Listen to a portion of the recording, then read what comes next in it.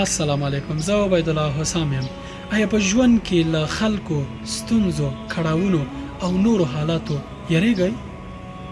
کوم ځواب هو وي، لاره یې اسانه ده. هر هغه څوک چې د الله تعالی په اسماء الحسنا باندې کاملا یقین او باور ولري، دی به له هیڅ څه ونه ډارېږي. ولې باید وډارېږي؟ الله تعالی ځان ته داسې اسماء الحسنا ټاکلي دي چې ستونزې، مشکلات او هر څه په دې دنیا کې چاپیروي. کله چې ویره، وهم او نور ستونزې په انسان باندې برلاسي شي او انسان چاپیره کړي او دغه انسان له ځان سره وایي چې زه الله پاک لرم، هغه په هر څه باندې قادر دی. په دنیا او اسمانونو کې هر څه دغه تر حکم لاندې دي. ویره او اندېښنه او ستونزې اتومات انسان پرېږدي، ځکه دغه ویرې، ستونزې هر څه چې دي د الله تعالی په مقابل کې هیڅ هم نه دي. نو بیا ولې ویره؟ ځکه د داسې ذات د نومونو په یادولو باندې زړه مطمئن کیږي، انسان قوت او شجاعت ترلاسه کوي. هغه څه چې ما له ایمان او اسلامي عقیدې زده کړي دي او هغه ایمان چې ما په خپل زړه او نفس کې کرلی دی، دا ډاډ راکوي چې زه له الله تعالی پرته له بل هیڅ شا نه یریږم، نه له پاچا، نه له نړۍ ځواکه او نه له زبر ځواکه. یوازې له ایک الله تعالی یریږم، ځکه الله تعالی په هر څه باندې غالب دی او دا ټول ستونزې الله تعالی پیدا کړي دي او الله تعالی کموله او لري کوله هم شي.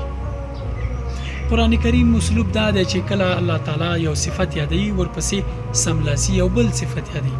کله چې الله تعالی غالب او برلاسی یادوي، ورپسې حکیم یادوي، ځکه الله تعالی خپل دغه غالبواله او خپل دغه قوت د حکمت په لار باندې کاروي. موږ هر ورځ په لمانځه کې 15 وخته الله اکبر وایو.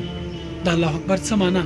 کله مرته پام کړئ، یقین پرې لرئ، الله تر هر څه لوی دی، تر هر هغه څه چې په ځمکه او اسمانونو کې دي. الله تعالی تر دغه هر څه لوی او په هر څه باندې غالب دی. نو بیا مو ولې دغه خبره زړه ته لار نه کوي؟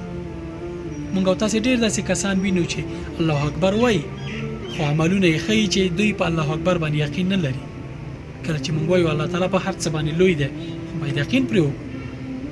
تاسې به انسانان کتلي وي چې له انسانانو تمه کوي، د دفتر او کار مشرانو ته به داسې ټیټو پاس کېږي، وزیر، چارواکي، ولسمشرانو ته به داسې ټیټو پاس کېږي، ته به وایي چې روزي هم دوی ورکوي. داسې نه ده. د دوی ټولو په سر باندې د قدرت نه ډک ذات الله پاک.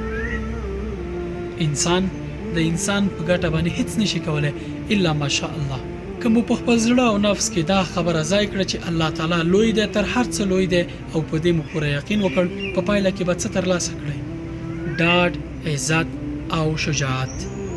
همداراز به د الله تعالی مرسته ترلاسه کړئ. په یوه کیسه کې راځي چې د ایوبي دولت خلکو به خپل پاچا صالح ایوب په ګڼو القابو باندې لکه جلالت مآب، فضیلت مآب او نورو القابو باندې یادو. یو ورځ د خپل وزیرانو سره له نور خلکو سره ناست دی چې یو کس ورته ناری وایي چې ای ایوبا، ای ایوبا.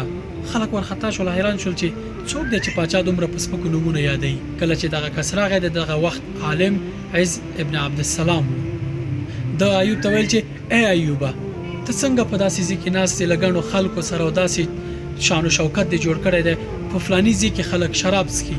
پاچا یو ډول لړزې ونیو او ورته وویل چې زه دا ستونزه حلومه، ته اندېښنه مه کوه. څو شېبې وروسته عالم بېرته لاړو خپل طرف باندې. د ده یوه شاګرد ته یې تعقیب کو، په لاره کې یې ترې پوښتنه وکړه چې په الله تعالی باندې تا ته قسم در کوم، څنګه په داسې جرأت د پاچا په مقابل کې ودرېدې؟ او داسې دې ورته وویل، حال دا چې هلته خلک د ته ډېر احترام لري او د لوی شان و شوکت لري. ده ورته ویل چې زویه، والله د الله تعالی لویي مې په ذهن کې وه، د الله تعالی لویي مې په پام کې وه، دی راته خس غوندې هم ښکاره نه شو. څوک چې د الله تعالی لویي په پام کې ونیسي، له هیڅ شي نه ډارېږي. احترام، د خلکو سره نیک چلند او دا مسایل ټول یو اړخ ده، ځکه هر سړی په خپل زړه کې پوهېږي چې احترام کوي او که چاپلوسي.